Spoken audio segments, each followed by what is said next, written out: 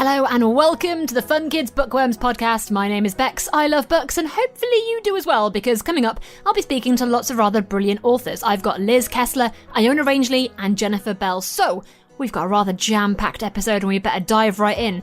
Let's go with Jennifer Bell first. This is all about her brand new book, Magicalia. I'm here right now with the author Jennifer Bell. Hello, how you doing? Hello, Bex. How are you?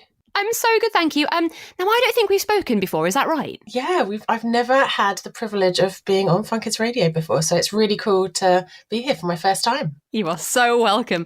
And you bring with you a brand new book, a brand new magical world, Magicalia. This is a really, really exciting new series, right? Yeah, it's the first in a spectacular new fantasy series.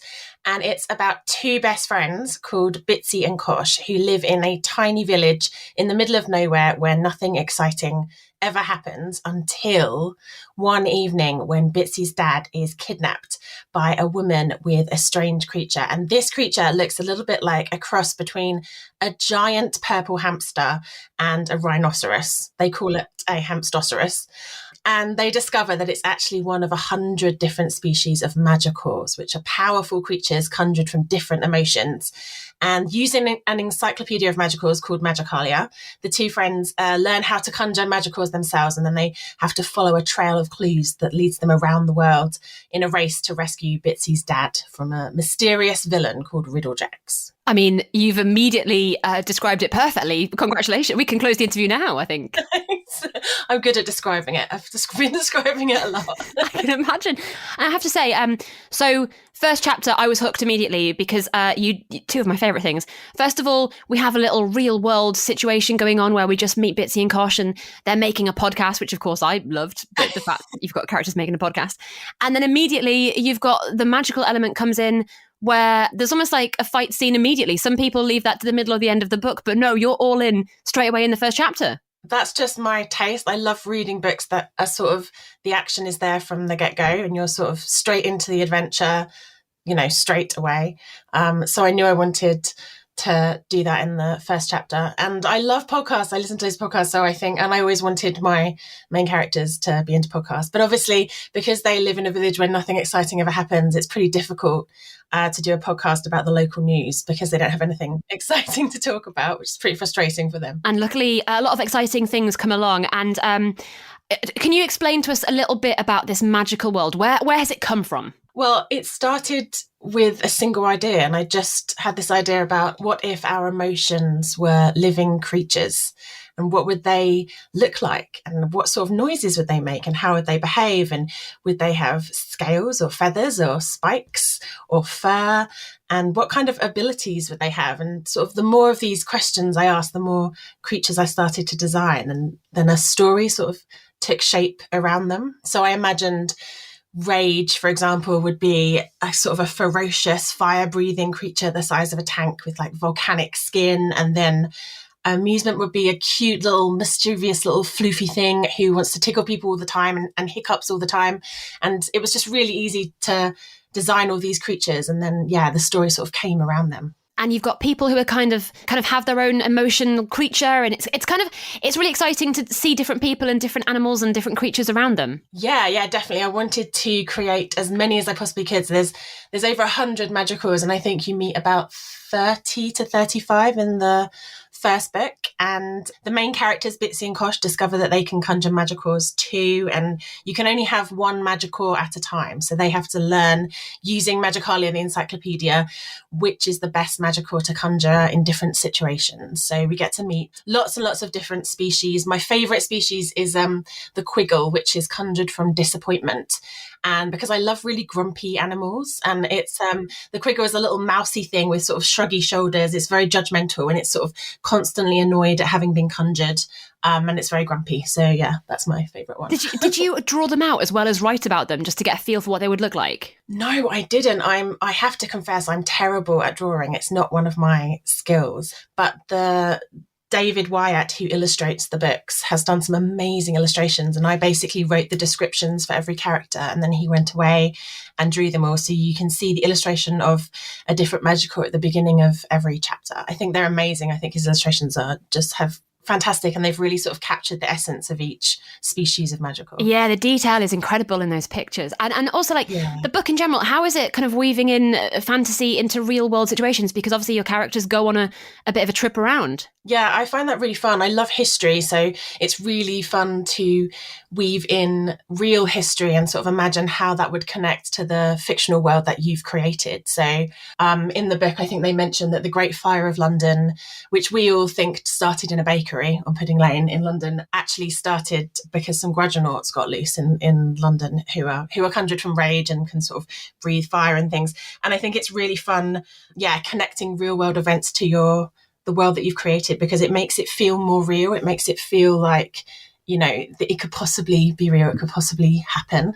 And I use that as well with the conjurers, the sort of the magic people in the book. They get their powers from a meteorite that landed in the 17th century, and that's sort of inspired by a real meteorite that did land, the Campo de Cielo meteorites that landed in Argentina, and they were discovered in the middle of the 17th century as well. So it's all sort of connected, inspired by real world events. Yeah, I did love the lore of how the meteorite came down, because, and also, like you say, connecting real world stuff to fantasy stuff, because for me personally, that's my favourite type of fantasy book, is like how I get into it, because I can kind of relate. And it is that thing, like you say, if this could have happened, maybe we don't know about these magical creatures out there, but they're there. Yeah, exactly. I agree with you. I think my favourite fantasy books to read are the ones that are set in the real world. Like, I love all of Rick Riordan's books. I love the Percy Jackson series, because it's about real kids who you can really relate to, that are dealing with sort of real problems in the real world, but then they've also discovered this other hidden world that's sort of beneath the cracks in our world. And that's what Magicalia is like as well. And speaking of the kids, tell us a little bit about Bitsy and Kosh, because they are such fun characters. Yeah, I haven't written a series yet with two best friends as the main characters. I've done like brothers and sisters. I've done young people that don't know each other at all. And this was the first one where I had two best friends as the main characters. And they're really fun to write because, like all best friends, they have lots of things in common, but they also have lots of differences. And they're really loyal to each other. They're really supportive. So when they get into trouble and really a lot of danger in this book, they sort of always have each other's back, which is really fun to write when you're sort of going on an adventure with these characters. You want to like them and you want to know that they're going to be there for each other. Kosh is like really football crazy. He loves his local team, Oddingham FC. He really wants to be a football commentator when he grows up. So he spends all his time going to matches. Bitsy wants to be a journalist, just like her mum. And so that's why she started the podcast, Poddingham. And Kosh comes on and does the sort of local sports news every week. So yeah. As a side note, I had no idea that Bitsy was short for Elizabeth. Yeah, it's actually quite an old-fashioned name. Yeah, I loved it. When obviously there's a bit in the beginning when she gets a letter and everything, and she sees the letter, I was like, this has totally blown my mind of all of the things. Yeah, Elizabeth's one of those amazing names. It's my sister's name, actually, and because you can have Betty, Beth, Betsy, Lizzie, Liza. Yeah. There's just so many names in there, and Bitsy is one of them. Yeah, it was incredible. And now, was there a favourite thing for you to write about in the book that our listeners should look out for? Is there something that you like, a kind of Easter egg, if you will? I think if you're a fan of Pokémon, one of the Magicals is really inspired by sort of quite a famous Pokémon. It's the Everwing that's conjured from Hope, who you meet towards the end of the book. So I don't want to reveal too much about them. But they're very powerful magical, and they fire lasers from their mouths, which is very, very cool, which is inspired by a famous Pokemon. So if you read it, you can see if you can figure that one out. See the influence. And I read somewhere that you used to work in Foyles, the bookshop. Yeah. Is it weird? I assume you've seen your own books in the bookshop now. Is that odd? Yeah, I was still working as a bookseller when my first books were published. Wow. And it was just really cool. But it's quite awkward because when someone came in and were asking for a recommendation that happened to fit with the book I'd written, it was a little bit embarrassing to sort of be like, I'd have to give lots of recommendations for lots of other amazing books. And then at the end, I'd be like, and also maybe you could try this one, and I happen to write it. And sort of a bit awkward and embarrassing. But it was really, really cool. Yeah, I was just spending so many years selling other people's books and sort of loving books and listening to what children like to read and all the sorts of things that they want in their stories. Yeah, it was amazing to sort of write one of my own. Oh, well, I hope they bought it after you gave it a bit of a hard sell, right? Come on now. Oh, yeah, a little bit of a hard sell, but I do find it a bit awkward. It's so much easier selling other people's books. I find it so much easier talking about other people's books, because that's what I did for so long. I can well imagine. Oh my goodness. Now, before I let you go, we do a little quickfire round of questions with all the authors here at Fun Kids. I wondered if I could do it with you. Absolutely, go ahead. Awesome. All right, so let's kickstart it with the easy one. Books or Kindles? Oh, books. Straight away. Heroes or villains? Heroes. Film adaptation or TV adaptation? Film, yeah. Weaver or elemental? Weaver, probably. I think I'm a weaver because I'm a creative. Excellent. That is obviously just one I ask for you. I don't ask everybody that question. Beginnings or endings? Oh, beginnings. I'm obsessed with the opening lines of stories. I have like a collection of all my favourite opening lines of stories, and I try and make my opening lines really good. So beginnings, definitely. Wow, okay. Love that. Hogwarts or Narnia? Oh, Narnia. Laptop or write by hand? Oh, laptop. 100% laptop. Get too much achy hands otherwise. You've written a lot of words. It would be quite tricky.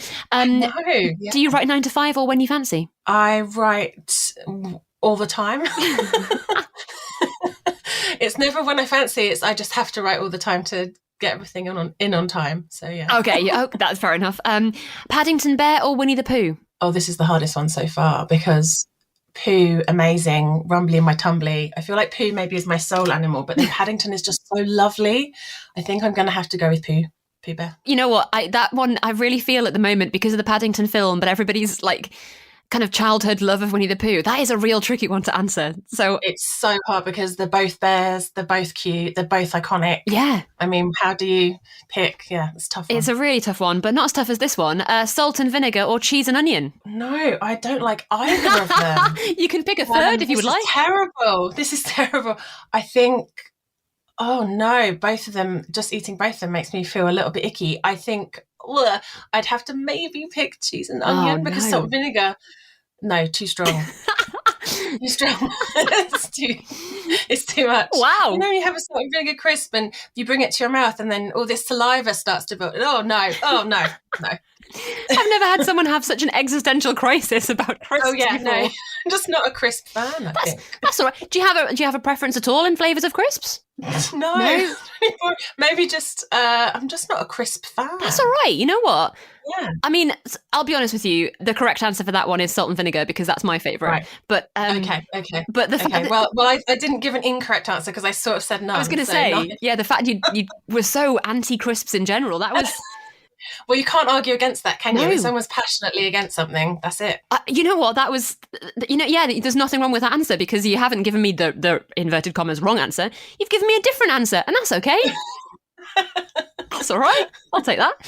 Now, Jennifer, tell us, Magicalia is out right now, but I imagine we can expect more books in the series coming out very soon. Is that right? Yes. The second one, Magicalia, Thief of Shadows, comes out very early in February next year. And in that book, Kosh is framed for a sort of a daring theft, and he and Bitsy go on the run to discover who the real perpetrator is. There's lots more new magicals to meet in that book as well. But in the meantime, we need to get our mitts on the first one to make sure we are up to speed, right? Oh yeah, 100%. You've got to find out what's happening. And the first one's such an important bit because it sort of introduces the world and all the rules and how they learn to conjure, and get to meet lots of cool magicals in the first one. And it is such a cool world. Jennifer, thank you so much for telling us all about it. Thank you so much, Bex. Thanks for having me. Thank you so much to Jennifer Bell for telling us all about the Race of Wonders. Next up in today's Bookworms episode, it's Iona Rangeley. We're talking penguins, and more specifically, Einstein the Penguin.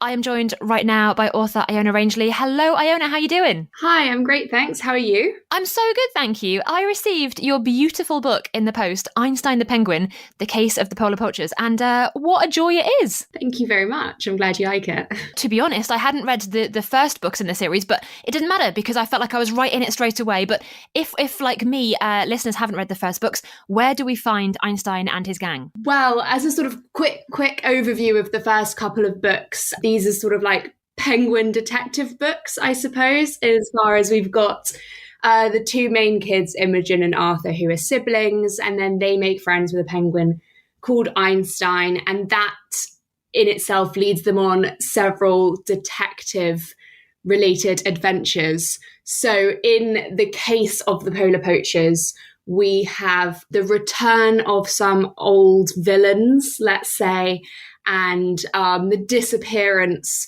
of some penguins from the wild. And so Imogen and Arthur and Einstein sort of get together as a detective gang to solve crime, I'd say, really. Yeah, and that's a great summary. And Imogen, this time round, is in year 7 and finding it a little bit tricky. Yes, exactly. So for the first 2 books, she was still at primary school, but now she's in year 7. So various social pressures happening. She's maybe worried that it's not too cool to have a penguin for a best friend anymore. But yes, we sort of see her grow through that throughout the book. Honestly, I mean, I think it's the coolest thing in the world to have a penguin as a best friend. Wouldn't you be very happy? Definitely, yeah. And I think Imogen thinks that in the end too, I hope. Now, I did read online that you were like, oh, should I write books about penguins? But then you were like, you know what? I love writing about penguins. What is it for you that made you think, you know what, penguins are the way forward? You know what? I can't really remember an exact penguin moment. I was writing children's books while I was at university, and I actually wrote a totally unrelated children's book that had nothing to do with penguins, which is how I met my lovely agent. And then I was sort of trying to think of a new idea that we could maybe send to publishers, and we came up with doing something that was like maybe a sort of modern Paddington in its vibe. And then I thought, well, penguins, they're just such great characters, and they're funny, but also somehow you can imagine them as having human qualities because, you know, they're on 2 feet, they waddle around. I feel like you can imagine a penguin knowing what's going on in a conversation. So it just made sense in terms of both the plot and the humor, because I do love writing things that are funny. Yeah, I mean, you're totally right. You know, you say Paddington penguin, like the Paddington vibe and a penguin, and also you can imagine penguins, they seem quite switched on, they seem like they're quite clever, and I would say Einstein certainly is. The clue is in the name, right? Definitely, yeah, he's a clever penguin. He's a good one. And you've also got some pretty interesting villains in this one as well. Yes, I have a lot of fun writing villains. And yeah, there's a couple of villains. There's one main villain in this one. But I don't want to give too much away by saying which villain ends up being the most evil. But we've got 2 main villains throughout Einstein the Penguin, but one of them really comes to the head of the villain operations in this book. I love that you're keeping it vague, just in case. Yeah, I know, it sounds really vague. No, I know that. It's that thing of like, I don't want to spoil it, but I do want to tell you how good it is. Yeah, exactly. It's a difficult balance.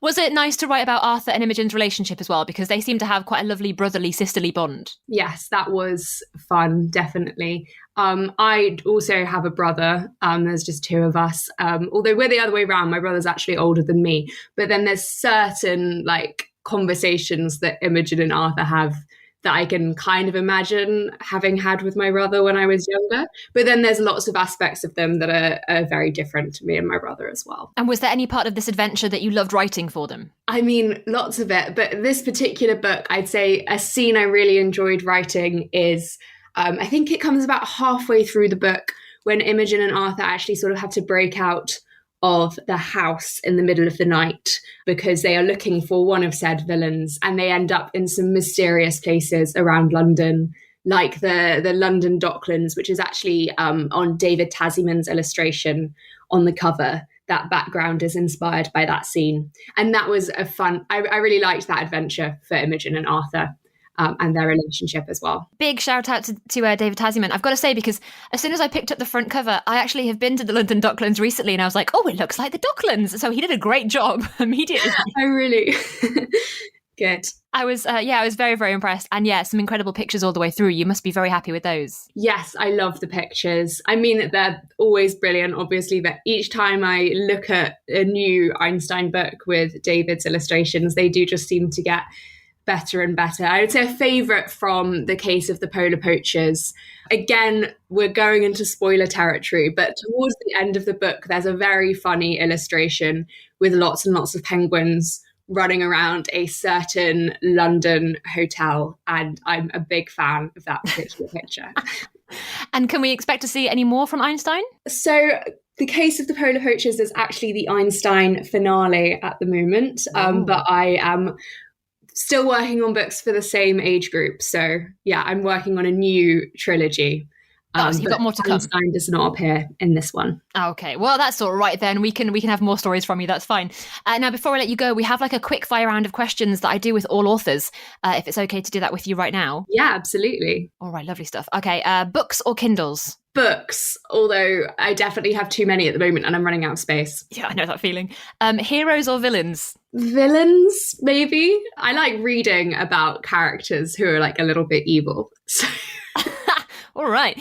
Film adaptation or TV adaptation? I think TV, probably. Although, if anyone were to make an adaptation of Einstein, I think that would be better as a film. But in general, probably TV. I feel like there's lots of good TV adaptations at the moment. I can see it as a film, and that would make perfect sense. Beginnings or endings? Oh, endings. I love writing endings as well. I'm obsessed with last sentences of books. Oh, okay. Yeah, that's really interesting. But yeah, I know what you mean when you say that. Yeah, there's something about that. Hogwarts or Narnia? Ooh, I was more of a Hogwarts fan as a child. I don't think I ever finished all the Narnia books. Me neither. Don't worry. Me neither. It's fine. I don't know whether I started them, to be honest. Laptop or write by hand? Laptop, but plan by hand sometimes. But I definitely write on a laptop. Fairy Penguin or King Penguin? Fairy Penguin. Paddington or Winnie the Pooh? Oh, that's really hard. Well, as a child, I think I was more into Winnie the Pooh. Okay, that's a good answer. And the final big one is salt and vinegar or cheese and onion? That's really hard as well. I think salt and vinegar, but I like both. You know what? Salt and vinegar, in my eyes, is the correct answer, Iona. You could have said good. anything else for the right one. Yes, correct. Salt and vinegar is the best one out of those two.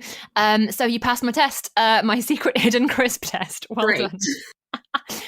So thank you so much for telling us all about Einstein the Penguin. Am I right in thinking the book is out right now in all bookshops? Yes, it is. It is out, and the paperback version of it will be out in a couple of weeks as well. But the hardback is already out. Perfect. Iona, thank you so much, and hopefully we'll speak to you soon for the next trilogy. Yes, hopefully. Exciting. Thank you very much for having me.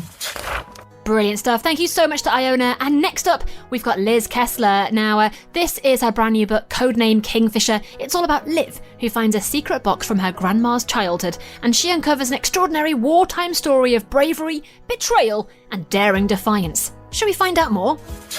I am joined right now by author Liz Kessler. Hey Liz, how you going? Hi, I'm great, thanks. How are you? I'm emotional because I finished reading your book, Code Name Kingfisher, and it is an epic. I absolutely adored it. Oh, thank you. Honestly, it's an incredible work, and it's really going to stick with me, I think.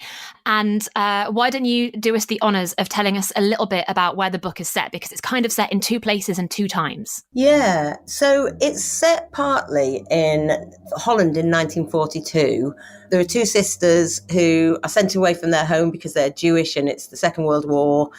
And they go to live under kind of assumed names with a family where they have to pretend to be people that they're not. And the older sister, Hanny, gets involved with the Dutch resistance fighting against the Nazis. And at the same time as this, there's a present day story with Liv, who's got her own problems. She's dealing with a kind of friendship/bullying situation at school. And she's also getting to know her grandma, who it turns out has got the most enormous secret, but she's never told literally anybody. And Liv is basically trying to put the pieces together. And the book explores the two storylines and they kind of interweave around each other. And we gradually figure out what the links are and hopefully put the final pieces in place towards the end of the book. Yeah, so Liv is given this project at school to make a family tree, and she takes it pretty seriously. She gets Google Translate out, she's all over it. And yeah, like you say, kind of starts to find out stuff about her family that nobody else had talked about before. Yeah, she gets involved in this project that they set at school to explore your family history and find out a bit more about people in your own family history. And this coincides with her grandma moving out of her house and moving into a care home. And Liv comes across this box that's full of old documents and letters and bits and pieces that start to shine a light on the mystery of her grandmother's past. Was it kind of hard to weave in the stories together? Because what you've done is it's incredible. You've got the story of the past of being in the war for her grandmother. You've also got the letters that her sister was writing, and you've got Liv's current life as well. But it's also easily woven in that, like, you know, she might mention something in one chapter and the next chapter another character is talking about it. Was that difficult? Did you have to plan it out in advance? I absolutely loved doing that. It was... So I'm known amongst my friends as quite an extreme planner. I will never write a word of a book until I've planned the whole thing out. I'll spend months really on the planning. And obviously with historical novels, then that also includes an awful lot of research as well. And so I'll have a chapter by chapter breakdown before I even write a word. And with this book, from the very start, I had this idea that what I really wanted to do was have an element of the chapter from the present day that would then appear in the past as well. So we get the secret recipe of the chocolate cake and you know, and all the different little, and the bicycle and things that kind of link from one chapter in the present day to a chapter in the past. The challenge of it was to make it feel real and authentic and meaningful without being kind of clunky and contrived. But yeah, I really loved doing that, and I loved kind of building these chapters around each other in that way. Yeah, it felt so smooth the way you did it, and it meant that the next time I read a chapter I was like, oh, I know about this because of the last chapter, and I felt very smug. And did you have to do a lot of research as well, because like it's pretty in-depth, the stuff you're talking about, and you know, the Dutch resistance and that kind of stuff I didn't know loads about. Yeah, so the book that I wrote before this, which is called When the World Was Ours, that was a book that was inspired by my dad's childhood and a tiny moment in his childhood that led to him and his parents being able to get away from Nazi-occupied Czechoslovakia and Austria in 1939. And that idea had been in my head for years and years and years. But having mostly written about mermaids and fairies and time travel, it was quite a big leap to do that. And it was always enormously important to me that I researched it really so thoroughly that, you know, no one could say I hadn't got my facts right. And it was during a research trip and all the books that I read and all the internet stuff that I did that I heard about these two sisters, Truus and Freddie Overstegen, who had got involved in the Dutch resistance. And so it came out of the research from the previous book. And I went to Amsterdam and went to the Resistance Museum and the Anne Frank Museum and places, you know, walked all around Amsterdam and just really found out, like you said, a lot of people don't know this side of the war. A lot of people don't know much about this particular aspect of it. And so, yeah, I delved into it. I found out as much as I could in real life. I read every book I could get my hands on. I scoured the internet. And then when I'd finished the first draft, I also showed it to a friend's mother, whose sister had been involved in the Dutch resistance as a child, and also somebody that I was put in touch with who was an expert on Holland during the war. And they gave me a few little pointers, just the little tiny things where they were like, I think maybe this would be more realistic if you did it like this. So I properly did my homework, yeah.